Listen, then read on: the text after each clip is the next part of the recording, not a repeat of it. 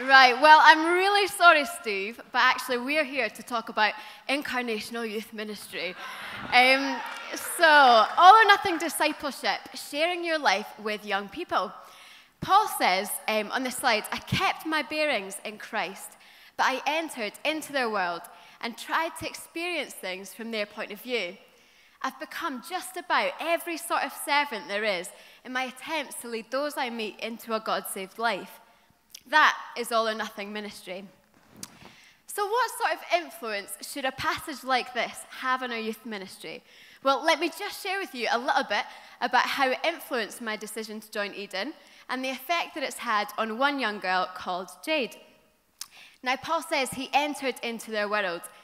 For me, originally, that just meant moving into the area that I was working in Old Trafford. And for Jade, at first, it just meant having a new neighbour. Then he says he tried to experience things from their point of view. For me, that literally meant being kept awake by next-door neighbours' constant arguments through paper-thin walls. It meant experiencing firsthand the sense of apathy and self-esteem low self-esteem that just riddled the area. It meant experiencing the stigma of having the M16 postcode when applying for insurance and looking for jobs.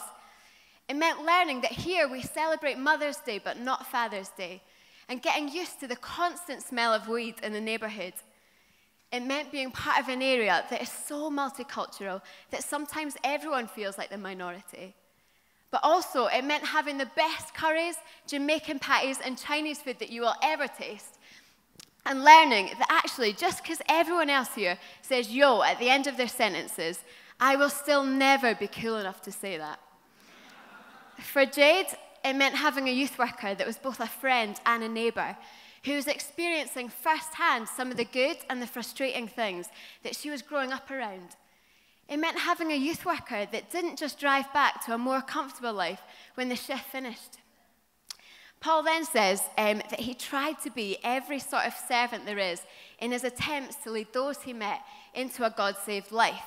Now, for me, that meant blurring the lines between my work life and my personal life, because my neighbours are my friends, not my targets, my projects, or my service users. It meant putting less time into running clubs and events and more time into stopping for brews with people. Because while clubs are important, actually investing in relationships is the key. It meant giving up on my so-called right to a comfortable life, walking away from that middle-class dream that I'd been living in, and learning how to be light in the darkness. But most of all, it means remembering that Jesus gave up far more for us than we will ever be required to, and that is why we do it. Sharing life with Jade meant getting to know both her and her mum. It meant going for brews, going shopping, sharing meals. It meant seeing her quickly become part of the church family with her mum and seeing them both give their lives to Jesus. Later on, it meant praying with Jade and her mum when life got difficult and she ran away from home. But it meant seeing God soften their volatile relationship as they learned how to seek Him, seek help, and pray. Life continued to get really difficult for Jade. She discovered that she had a condition that was making one of her eyes to begin going blind. Sharing life with her meant standing by her even when God appeared not to answer her prayers for healing. It meant keeping faith even when hers just didn't seem big enough. It meant watching her daily struggle between her trust in God but her fear of an impending cornea transplant. But ultimately, it meant sitting with her and her mum before the operation and seeing how God's peace had won. This sort of all-or-nothing discipleship means that you're in it for the long haul. It's being committed to an area, a young person, and their family. All-or-nothing discipleship always costs. But I've had the privilege of seeing at great lengths how God goes so far to save His people. And actually, that makes it so worth it.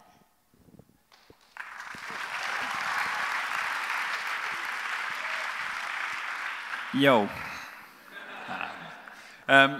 Wow. Lucy, look how much time you've used.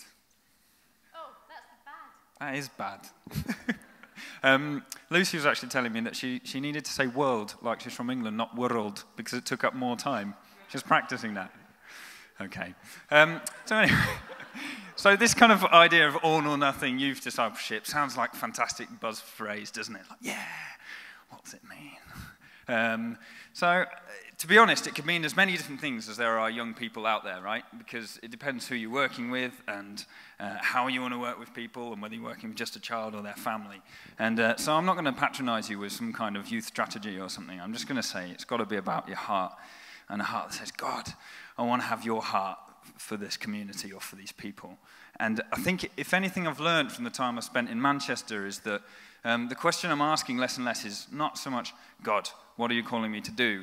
Rather than, God, who are the people you're calling me to love? And I've tried the whole Eden project thing for 5 years, and then I moved on and I did something very different. I started a company, started taking young men who'd never really been to secondary school and training them in construction and taking them to work. I'm currently a church youth worker, and do you know what? I have so much respect for you guys. It's hard, but it's good. And I guess what I'm trying to say is that it doesn't matter so much the strategy you're using, and what God calls you to is to love people. And if you can get that bit right, you'll be all right.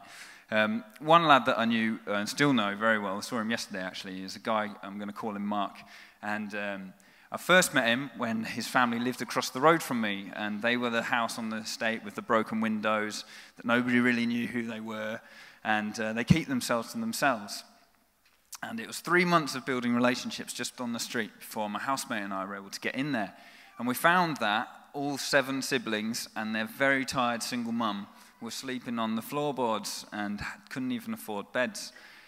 And it's not that they hadn't been in touch with social services. In fact, I asked Mum yesterday, how many social workers have you had in the time that I've known you? She goes, about 50.